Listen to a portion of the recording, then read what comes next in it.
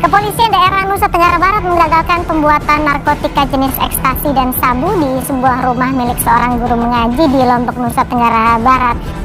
Masih di CNN Indonesia News Update dan kita akan ke informasi tentang peran melawan narkoba. Satuan Reserse Narkoba Polres Metro Jakarta Selatan menangkap mantan penyanyi cilik berinisial IBS. Dia ditangkap Kamis malam. Orang tersangka kasus narkoba tewas setelah ditangkap polisi saat pesta sabu bersama 3 rekannya di Pulau Belakang, Padang, Batam, Kepulauan Riau. Sat Narkoba Polres Pringsewu Lampung berhasil meringkus 2 orang pelaku berinisial AL dan LM sebagai bandar narkoba jenis sabu dan pil ekstasi. Sebanyak 13 tersangka kasus narkoba jaringan internasional yang ditangkap oleh Satgas Merah Putih di awal Juni.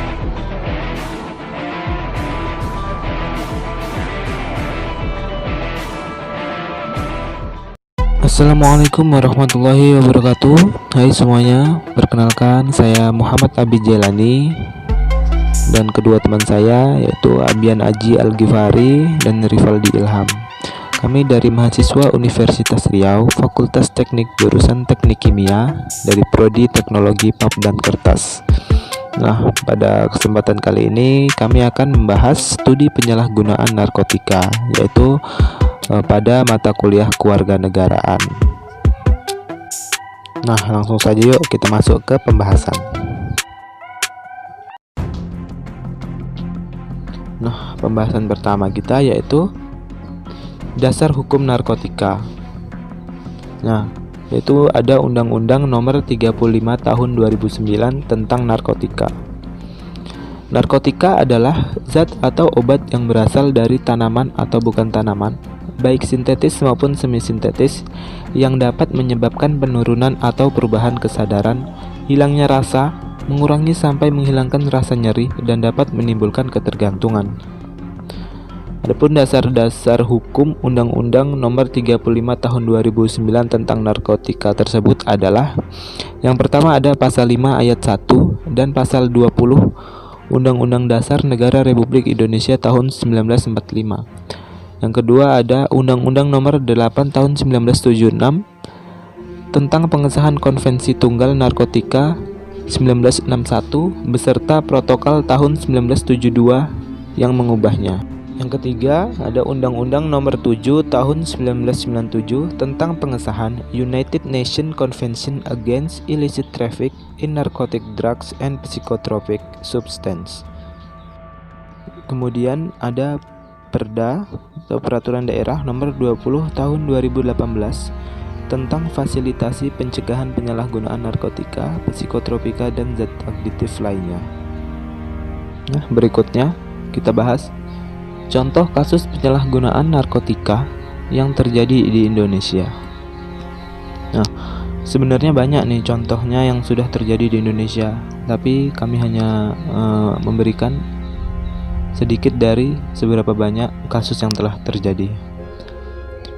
Nah, sudah banyak orang yang tersandung dengan kasus penyalahgunaan narkotika seperti public figure, pejabat negara, pelajar, bahkan aparat negara, dan masih banyak lagi. Berikut beberapa kasus penyalahgunaan narkotika yang pernah terjadi. Yang pertama kita lihat ada Zulkiflia atau musisi. Kasus narkotika yang menjerat vokalis band Zivilia atau Zulkifli alias Zul Zivilia juga sangat mengejutkan publik. Pasalnya, suami dari Retro Paradinah itu disebut-sebut sebagai pengedar dengan jumlah barang bukti sangat besar yang diamankan petugas kepolisian, yaitu barang bukti narkoba jenis sabu seberat 9,5 gram dan 24.000 pil ekstasi. Zul ditangkap petugas kepolisian pada 28 Februari tahun 2020 di salah satu apartemen di Bilangan Kelapa Gading, Jakarta Utara. Nah, Majelis Hakim Pengadilan Negeri Jakarta Utara memvonis Zulkiflia dengan hukuman penjara 18 tahun dan denda sebesar 1 miliar rupiah. Vonis majelis hakim tersebut sudah lebih ringan dibandingkan dengan tuntutan jaksa penuntut umum yang meminta majelis hakim jatuhkan hukuman seumur hidup kepada Zul. Kemudian ada Lucinta Luna. Lucinta Luna baru saja kembali menjadi pusat perhatian banyak pihak setelah yang bersangkutan diamankan petugas kepolisian dari Polres Metro Jakarta Barat di sebuah apartemen di Bilangan Tamrin, Jakarta Pusat pada 11 Februari tahun 2020. Sosoknya yang kontroversial membuat penangkapan Lucinta Luna mendapat sorotan publik. Segala hal yang berkaitan dengannya tidak lepas dari sorotan. Kini Lucinta Luna berstatus tersangka terkait kasus narkotika yang menjeratnya. Transgender pemilik nama Muhammad Fattah itu pun mendekam di dalam tahanan Polda Metro Jaya. Dia menjadi transgender perempuan pertama yang ditahan di dalam sel tahanan perempuan di Polda Metro Jaya.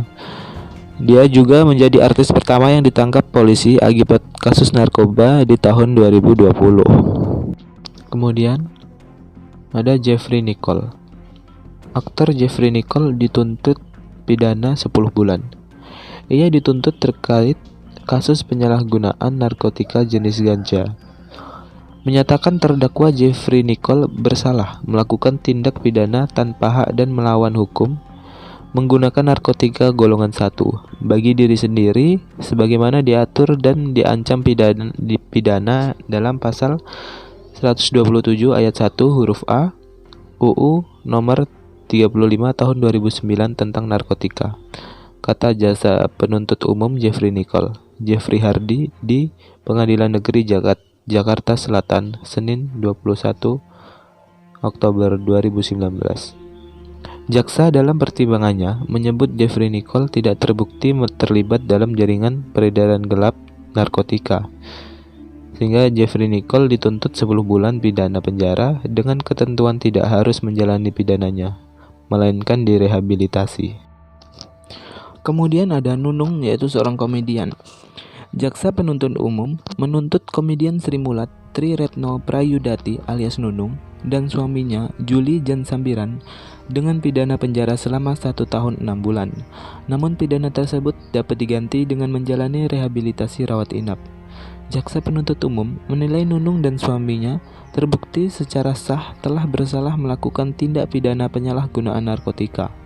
Nunung dan suaminya ditangkap polisi atas dugaan penyalahgunaan narkoba jenis sabu-sabu di rumah mereka kawasan Tebet, Jakarta Selatan pada 19 Juli 2019 lalu.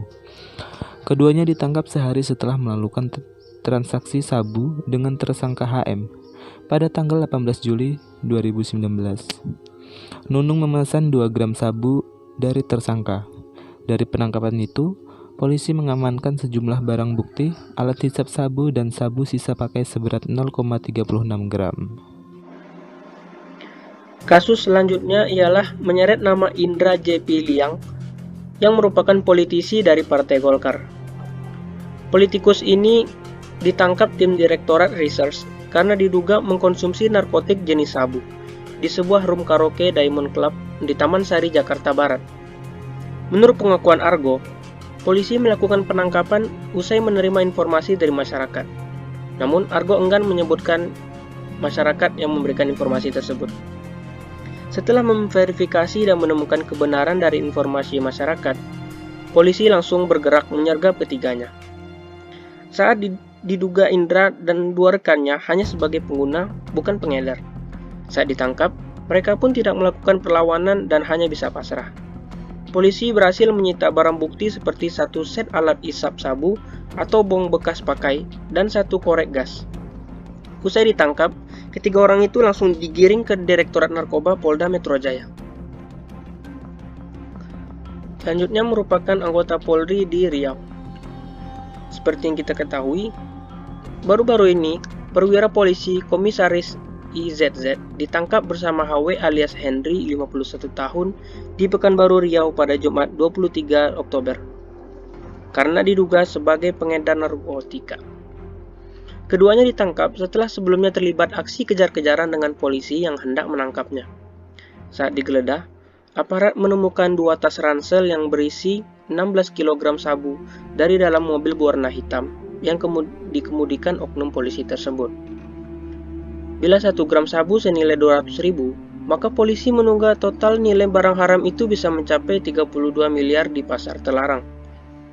Kapolda memastikan bahwa Komisaris IZZ terancam hukuman mati.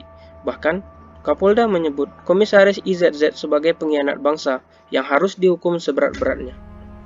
Pelaku diduga melanggar pasal 114 ayat 2 nomor 35 tahun 2009 tentang narkotika.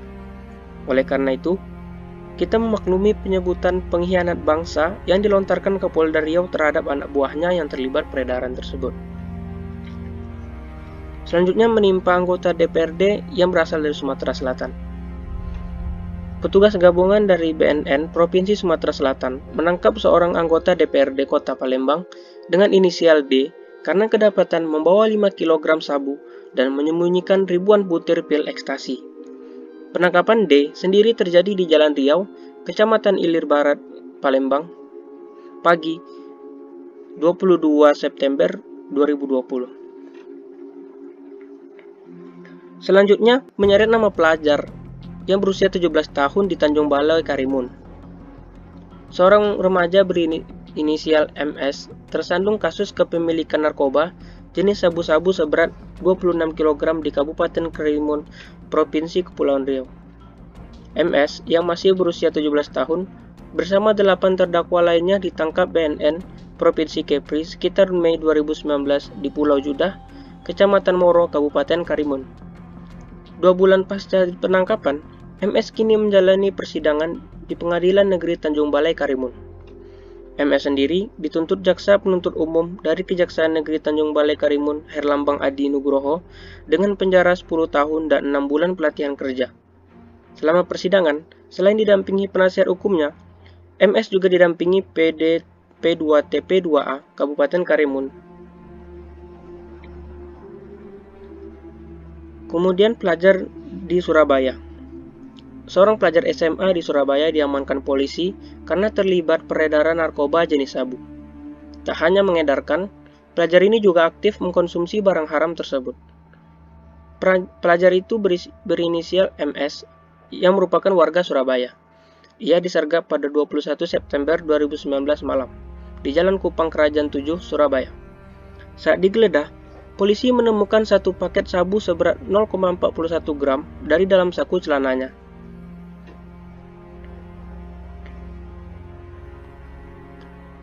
Menggunakan narkoba secara bebas tentu memberikan dampak yang buruk bagi tubuh. Secara garis besar, ada 2 bahaya menggunakan narkoba yang bisa terjadi, yaitu dari segi jangka panjang dan segi jangka pendek. Nah, kali ini dampak penyalahgunaan narkoba jangka pendek yaitu dehidrasi. Efek samping dari penyalahgunaan narkoba dapat menyebabkan gangguan keseimbangan elektrolit dalam tubuh. Akibatnya, tubuh dapat mengalami dehidrasi atau kekurangan cairan. Saat dehidrasi berkepanjangan, seseorang dapat mengalami penurunan kesadaran dan kerusakan pada organ tubuh. Selanjutnya, juga dapat menyebabkan halusinasi. Halusinasi menjadi salah satu dampak dari penggunaan narkoba yang sering kita jumpai. Jenis narkoba yang sering menimbulkan halusinasi adalah penggunaan ganja. Halusinasi yang berlebihan dapat menyebabkan kecemasan dan ketakutan yang berlebihan. Selanjutnya juga dapat menyebabkan gangguan sistem pencernaan. Seringkali penggunaan obat-obatan terlarang ini digunakan dalam dosis yang sesuka hati. Akibat dari dosis yang berlebihan dapat menyebabkan gangguan sistem pencernaan seperti mual, muntah, diare, atau konstipasi dan hilangnya nafsu makan. Dampak jangka pendek selanjutnya yaitu menurunnya kualitas tidur. Narkotika, golongan antidepresan khususnya, memang dapat membantu mengatasi keluhan gangguan tidur, seperti insomnia, jika digunakan sesuai dosis tubuh. Namun, jika digunakan tanpa pengawasan, tentu saja dapat menyebabkan gangguan kualitas tidur seseorang. Begitu juga apabila menggunakan obat golongan stimulan seperti kokain, maka tubuh akan menimbulkan efek berkebalikan, yaitu pengguna akan merasakan adanya energi yang berlebih atau hyperaktif, detak jantung meningkat, lebih percaya diri, dan merasakan kesegaran yang terlebih. Akibatnya, pemakai golongan stimulan akan sulit untuk tidur dan beristirahat. Baiklah, saya akan melanjutkan penjelasan Saudara Abian Alji Agrifari, yakni tentang dampak penyalahgunaan narkotika untuk jangka panjang. Yang pertama yaitu menurunnya kualitas hidup. Tentu, penyalahgunaan narkoba dapat merusak hidup seseorang. Tak sedikit peristiwa yang membuktikan narkoba dekat dengan kriminalitas dan tindakan penyimpangan lain, seperti seks bebas. Tak jarang narkoba membuat seseorang melakukan apa saja, termasuk mencuri atau perbuatan terlarang lainnya. Bahkan, bukan tak mungkin sang pecandu akhirnya menjadi pengedar narkoba demi mendapatkan uang. Di samping itu, narkoba juga dapat mengubah perilaku seseorang menjadi lebih kasar dan menurunkan nilai moralitas yang dimilikinya. Kemudian dampak yang kedua yaitu kerusakan organ tubuh penting. Organ tubuh penting seperti otak, jantung, paru-paru, hingga ginjal dapat mengalami kerusakan secara perlahan, terlebih pada orang yang sering mengalami kejang, sesak napas, serta dehidrasi akibat dosis yang berlebihan. Dampak yang ketiga yaitu meningkatnya resiko HIV/AIDS. Resiko terinfeksi penyakit HIV/AIDS tentu saja meningkat, terlebih jika menggunakan narkotika melalui jarum suntik dan melakukan tindakan yang menyimpang seperti seks bebas. Kemudian yang selanjutnya yaitu kematian. Kematian merupakan akibat terakhir dari penyalahgunaan narkoba jika penggunaan narkotika menggunakan dosis tinggi dan menyebabkan kondisi overdosis. Tubuh dapat mengalami kejang. Apabila kondisi kejang ini terus berulang berlangsung lama dan tidak segera ditangani, maka dapat menyebabkan kematian. Selanjutnya saya akan menjelaskan tentang dampak penyalahgunaan narkoba pada setiap bidang dari beberapa contoh kasus yang telah dijelaskan oleh teman saya tadi.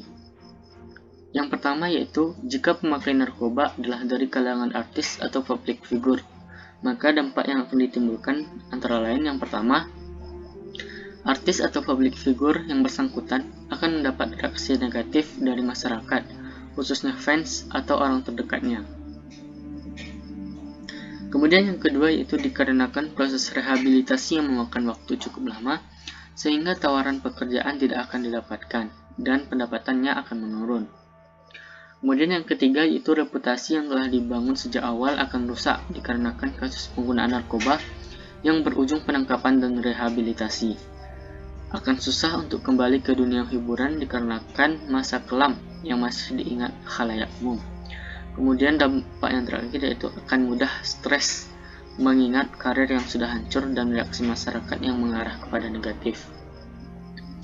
Kemudian, jika pemakai narkoba ini adalah dari kalangan aparat penegak hukum seperti polisi, TNI, hakim, dan lain-lain, maka dampak yang ditimbulkan yaitu yang pertama, yang bersangkutan akan dilepas jabatannya secara tidak hormat. Kemudian yang kedua menimbulkan kebencian oleh masyarakat karena aparat yang diharap dapat menegakkan hukum dengan baik malah melakukan pelanggaran hukum. Kemudian yang ketiga yaitu dianggap sebagai pengkhianat negara. Yang keempat, dikarenakan jabatan yang dicabut, maka yang bersangkutan akan kehilangan pekerjaan dan membuat ekonominya menurun. Kemudian jika pemakai narkoba adalah dari kalangan pemerintah daerah seperti anggota DPRD, DPD, atau DPR, maka dampak yang ditimbulkan yaitu yang pertama, jabatannya sebagai bagian dari pemerintah daerah akan dicabut secara tidak hormat, akan kehilangan kepercayaan dari masyarakat akibat pelanggaran hukum yang dilakukan. Kemudian yang selanjutnya yaitu menimbulkan kebencian terutama bagi yang telah memilihnya pada pemilu karena merasa dikhianati. Kemudian dampak yang selanjutnya dapat menimbulkan penurunan dalam bidang ekonomi dikarenakan hilangnya pekerjaannya. Kemudian apabila pemakaian narkoba adalah dari kalangan pelajar, maka dampak yang ditimbulkan diantaranya yang pertama, yang bersangkutan akan meninggalkan bangku pendidikan untuk dilakukan proses rehabilitasi. Dampak yang kedua yaitu dapat menimbulkan rusaknya masa depan akibat efek yang ditimbulkan, diantaranya rusaknya jaringan otak. Kemudian yang ketiga yaitu dapat menimbulkan kekecewaan yang besar bagi keluarga dan orang terdekat. Kemudian yang keempat yaitu mental dan psikisnya akan terganggu akibat memikirkan efek buruk yang dirasakan. Ada beberapa solusi pencegahan untuk mencegah penyalahgunaan narkotika ini. Yang pertama yaitu jangan pernah untuk mencoba menggunakan narkotika kecuali atas dasar pertimbangan medis atau dokter. Kemudian yang kedua yaitu mengetahui akan berbagai macam dampak buruk narkoba. Yang ketiga, memilih pergaulan yang baik dan jauhi pergaulan yang bisa mengantarkan kita pada penyalahgunaan narkotika. Ini bisa dilakukan dengan cara memilih lingkungan pertemanan yang baik, di mana teman yang akan membawa kita ke jalan kebaikan, dan meninggalkan lingkungan teman yang akan menjerumuskan kita dalam penyalahgunaan narkotika ini. Kemudian yang keempat yaitu memiliki kegiatan yang positif, berolahraga ataupun mengikuti kegiatan organisasi yang memberikan pengaruh positif baik kepada kita. Dan selanjutnya yaitu selalu ingatkan bahwasanya ancaman hukum untuk penyalahgunaan narkoba, apalagi bagi pengedar narkoba. Kemudian solusi selanjutnya yaitu gunakan waktu sebaik mungkin, jangan keluyuran malam-malam. Jika ada waktu luang, gunakan untuk berkumpul dengan keluarga. Selanjutnya, bila mempunyai masalah, maka cari jalan keluar yang baik dan jangan jadikan narkoba sebagai jalan pelariannya. Yang terakhir yaitu kesimpulan. Adapun kesimpulan yang dapat kita ambil dari penjelasan yang kami sampaikan tadi, mulai dari dasar hukum tentang penyalahgunaan narkotika, ada contoh-contoh kasus, kemudian ada solusi pencegahannya, dapat kita ambil kesimpulan narkotika adalah zat atau obat baik yang bersifat alamiah, sintetis maupun semi-sintetis yang menimbulkan efek penurunan kesadaran, halusinasi, serta daya rangsang. Penggunaan narkotika ini menjadi tindakan yang melanggar hukum. Pelakunya bisa dituntut hukuman penjara atau juga bisa ditempatkan di pusat rehabilitasi. Narkotika harus kita perangi karena bisa merusak masa depan bangsa kita. Mari sama-sama kita katakan tidak kepada narkotika. Mungkin hanya itu yang dapat kami sampaikan. Lebih dan kurang kami mohon maaf. Wabillahi taufiq wal hidayah. Assalamualaikum warahmatullahi wabarakatuh. I'm an icon, man. And my girl about a 10. I should fuck her in the bed.